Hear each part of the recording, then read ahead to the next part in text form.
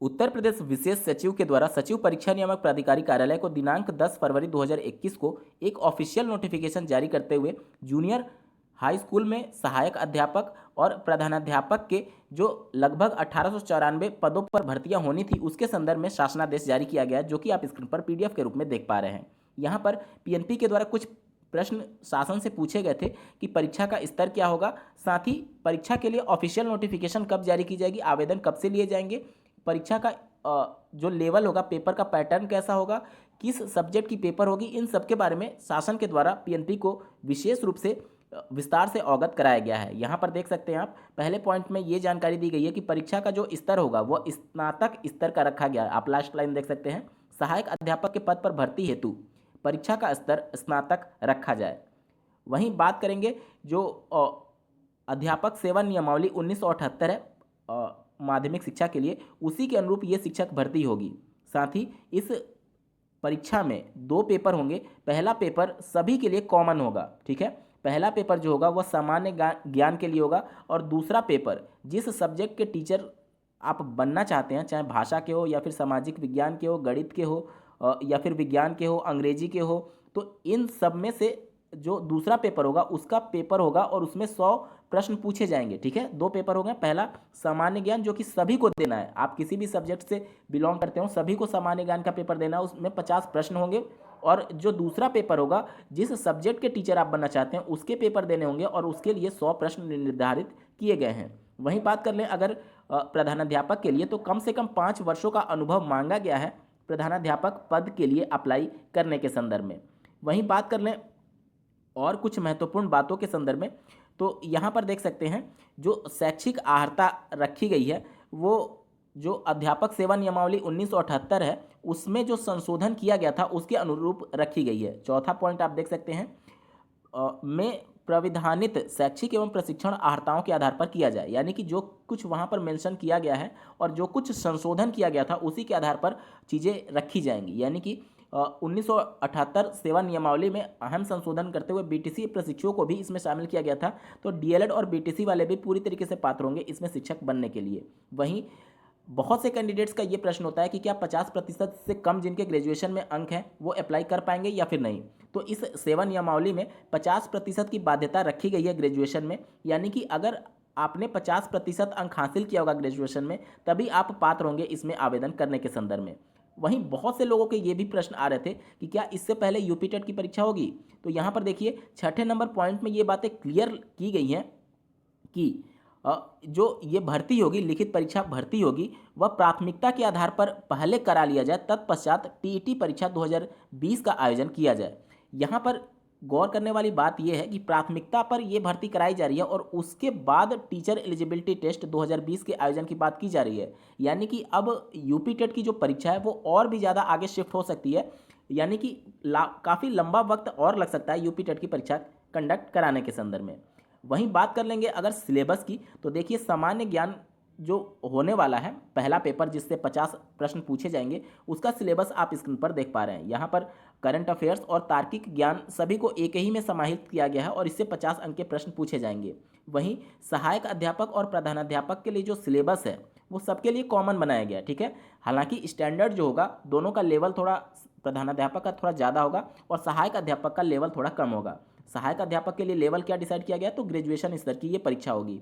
यहाँ पर देख लीजिए हिंदी का सिलेबस, इंग्लिश का सिलेबस, और एक बात और मैं विशेष रूप से बता दूं कि जो भाषा के टीचर बनना चाहेंगे यानी कि हिंदी, अंग्रेजी या फिर संस्कृत के लिए अप्लाई करना चाहेंगे तो उनको जो दूसरा पेपर होगा उसमें इन्हीं से 100 अंक के प्रश्न पूछे जाएंगे। और जो अभ्यर्थी गणित, इसके अलावा विज्ञान, सामाजिक अध्ययन इसके शिक्षक बनना चाहेंगे उनके लिए 100 प्रश्न जो होंगे वह इस पेपर से संबंधित होंगे। आप यहाँ पर दूसरे पॉइंट का यहाँ से पढ़ सकते हैं। सामान्य ज्ञान का प्रथम प्रश्न पत्र सभी अभ्यर्थियों के लिए अनिवार्य होगा। भाषा, सामान्य अध्ययन तथा विज्ञान एवं गणित में किसी एक खंड का अभ्यर्थी को चयन करना होगा। भाषा में संस्कृत, हिंदी और अंग्रेजी में से किसी एक का चयन करना है। प्रथम प्रश्न पत्र में 50 सामान्य ज्ञान के प्रश्न होंगे और द्वितीय प्रश्न पत्र में 100 प्रश्न संबंधित विषय से होंगे, यानी कि जिस विषय के लिए आप टीचर बनना चाहते हैं उस विषय से संबंधित 100 प्रश्न आपको अनिवार्य रूप से हल करना होगा। यानी कि गणित विज्ञान, सामाजिक अध्ययन, सभी के पेपर अलग अलग इस हिसाब से बनाए जा सकते हैं जिस प्रकार से बातें इसमें लिखी गई हैं। वहीं पर आप अंग्रेजी, हिंदी का सिलेबस देख लिए, संस्कृत का सिलेबस देख सकते हैं। इसके अलावा खंड ख जो कि 100 अंक का होगा, जो कि आपके सब्जेक्ट के आधार पर निर्धारित किया जाएगा। जैसे सामान्य अध्ययन, सामाजिक अध्ययन का आप सिलेबस देख पा रहे हैं, काफ़ी ब्रॉड सिलेबस बनाया गया है और काफ़ी जो इसका स्तर होगा काफ़ी अच्छा देखने को मिलेगा आपको, क्योंकि ग्रेजुएशन स्तर की ये परीक्षा होने वाली है। वहीं बात कर लें यहाँ पर खंड ग, तो यहाँ पर आप देख सकते हैं कि गणित का पेपर है, उसका पूरा सिलेबस दिया गया है। यहाँ पर विज्ञान का पूरा देख पा रहे होंगे। इसके बाद से आप शैक्षिक प्रबंधन एवं प्रशासन, जो कि प्रधानाध्यापक पोस्ट के लिए जो अप्लाई करेंगे उनके लिए ये पेपर होने वाला है। तो उनके लिए अलग से एक पेपर का आयोजन किया जाएगा, जो कि उनके प्रबंधन की कार्यशैली के बारे में जांचा और परखा जाएगा। ठीक है, यहाँ तक बातें क्लियर हो गई। अब कुछ महत्वपूर्ण तिथियों पर नज़र डाल लेते हैं। तो देखिए, ये भर्ती के लिए जो विज्ञापन प्रकाशित होगा वह दिनांक 18 फरवरी 2021 को प्रकाशित होने वाला है। ठीक है, उसके बाद से ऑनलाइन आवेदन की जो तिथि निर्धारित की गई है रजिस्ट्रेशन प्रारंभ होने की, वो है 22 फरवरी 2021 से प्रारंभ हो जाएगा। ठीक है, और रजिस्ट्रेशन करने की अंतिम तिथि 8 मार्च 2021 निर्धारित की गई है। अब बहुत से कैंडिडेट का ये भी प्रश्न होगा कि क्या यूपी टेट की परीक्षा तो हो नहीं रही है, तो जो सी टेट की परीक्षा अभी 2020 वाला जो 31 जनवरी को हुआ है, अगर उसमें पास हो जाते हैं तो क्या इसमें आवेदन कर पाएंगे? तो बिल्कुल कर पाएंगे, क्योंकि जब भी किसी भर्ती के लिए एलिजिबिलिटी क्राइटेरिया निर्धारित होती है तो उस भर्ती के लिए जो आवेदन तिथि अंतिम तिथि होती है, उस दिन तक आप सभी एजुकेशनल क्वालिफिकेशन अगर फुलफिल कर रहे हैं तो आप पूरी तरीके से पात्र होते हैं उसमें आवेदन करने के लिए। ठीक है, यहाँ पर रजिस्ट्रेशन की अंतिम तिथि 8 मार्च निर्धारित की गई है। अभी इसमें काफ़ी वक्त है, तब तक आपके सीटेट के रिजल्ट की घोषणा हो जाएगी और आप अगर क्वालिफाई कर लेते हैं तो उसके बेस पर इसमें सम्मिलित हो पाएंगे। मैं बता दूं कि सिर्फ जूनियर स्तर का जो सीटेट होगा उसी के आधार पर आप इसमें सम्मिलित हो पाएंगे, प्राथमिक स्तर के सीटेट के आधार पर आप इसमें सम्मिलित नहीं हो पाएंगे। ठीक है, ये बात क्लियर हो गई। उसके बाद से यहाँ पर देखिए, आवेदन शुल्क जमा करने की अंतिम तिथि 9 मार्च निर्धारित किया गया है। उसके बाद से आवेदन पूर्ण करते हुए आवेदन का प्रिंट आउट लेने के लिए 10 मार्च तिथि निर्धारित की गई है। उसके बाद से परीक्षा केंद्रों के निर्धारण हेतु जनपद के आवेदकों की संख्या की सूचना सचिव परीक्षा नियामक को प्रेषित करने के संदर्भ में 10 मार्च ही निर्धारित की गई है। इसके बाद से आप देख सकते हैं जनपद स्तर पर जनपदीय समिति द्वारा परीक्षा केंद्र निर्धारित करने की तिथि 19 मार्च 2021 है। और उसके बाद से यहाँ पर हार्ड कॉपी और सॉफ्ट कॉपी दोनों जो परीक्षा केंद्रों की सूची आवंटित जो छात्रों को होनी है उसके लिए 21 मार्च 2021 तिथि निर्धारित की गई है। और केंद्रों की सॉफ्ट कॉपी एनआईसी लखनऊ को प्रेषित करने के क्रम में 23 मार्च तिथि है। ठीक है, उसके बाद से देखिए, लखनऊ द्वारा उपस्थिति पत्रक प्राप्त करने की तिथि जो है वह 1 अप्रैल निर्धारित की गई है। और अभ्यर्थियों के स्कैन किए हुए फोटो युक्त उपस्थित पत्रक केंद्र व्यवस्थापक को प्राप्त करने की तिथि 4 अप्रैल होगी। वहीं प्रवेश पत्र वेबसाइट पर 5 अप्रैल को अपलोड कर दिए जाएंगे और जो प्रश्न पत्र हैं वो और ओएमआर सीट जो है वह मुख्यालय पर 9 अप्रैल को भेज दिए जाएंगे। और परीक्षा की तिथि जो है वह 11 अप्रैल 2021 निर्धारित की गई है। यानी कि आप देखेंगे बहुत ही कॉम्पैक्ट और बहुत ही एक तरीके से जल्दी ये शिक्षक भर्ती कराई जा रही है। बहुत अच्छा कदम इनके द्वारा उठाया गया है कि सब कुछ टाइम पहले से डिसाइड है कि किस दिन क्या होने वाला है। और परीक्षा भी बहुत जल्द होने वाली है, बिल्कुल अप्रैल में ही है, 11 अप्रैल को। तो आप सब अभी से इस परीक्षा की तैयारी के लिए लग जाइए। वहीं बात कर लें परीक्षा टाइमिंग के बारे में, तो सहायक अध्यापक के लिए 9 बजे से 11:30 बजे तक, यानी कि 2.5 घंटे का पेपर होगा।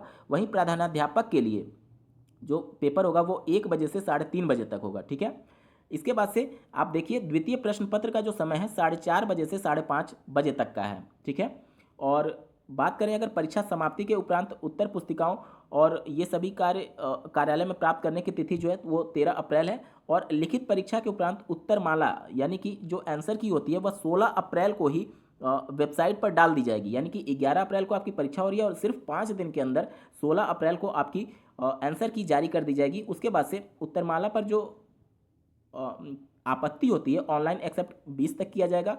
उसके बाद से आपत्ति विशेषज्ञों के द्वारा 4 मई तक उसको सुलझा लिया जाएगा।